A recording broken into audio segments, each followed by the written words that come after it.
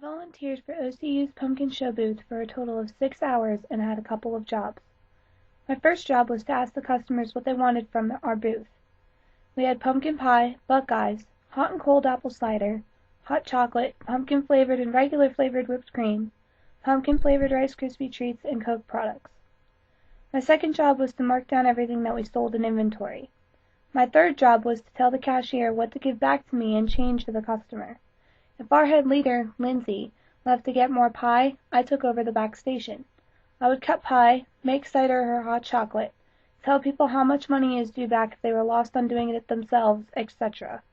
I also ended up taking trips to Lindsay's bakery across the street to get pies about 3 or 4 times. It was kind of fun to cut through everyone just for our college booth. The Circleville Pumpkin Show brought us all together as a culture because we shared a common interest, and no, it's not pumpkins.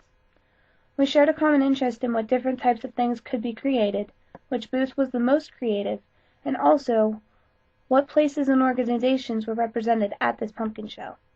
Our material culture came together because of the idea of pumpkins, but it created so much more once you got to experience the pumpkin show as part of culture. Thus, we experienced non-material culture. Language is a set of written or verbal symbols that people use in an agreed-upon way to communicate with one another. The people behind the counter at the booth had to have a certain form of communication because we couldn't look each other in the eye 24/7. When we asked people what they wanted, we had to speak firm, with complete thoughts and sentences, and not be disengaged in who we were speaking to.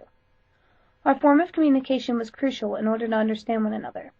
By definition, our personality is a constellation of attitudes, needs, traits, feelings, and ways of behaving. Each worker had a different personality, and in order to work together, we had to know how to communicate and understand each other aside from just the language we speak. We had to know how we would all react to each other and make the best out of our work shifts. Aggregates are people who are temporarily clustered together in the same location. This was literally the whole pumpkin show, but on a smaller scale, each booth had workers clustered together for a period of hours. Submission also took place when some people in my group didn't like their job but did it anyway, knowing they didn't really have a choice. My experiences are definitely related to my Christian worldview. Community service shapes Christians to reach out and understand our world more and more every time they volunteer. Without the experience I gained, I wouldn't have as much confidence to go out for a job that would require me to speak to people.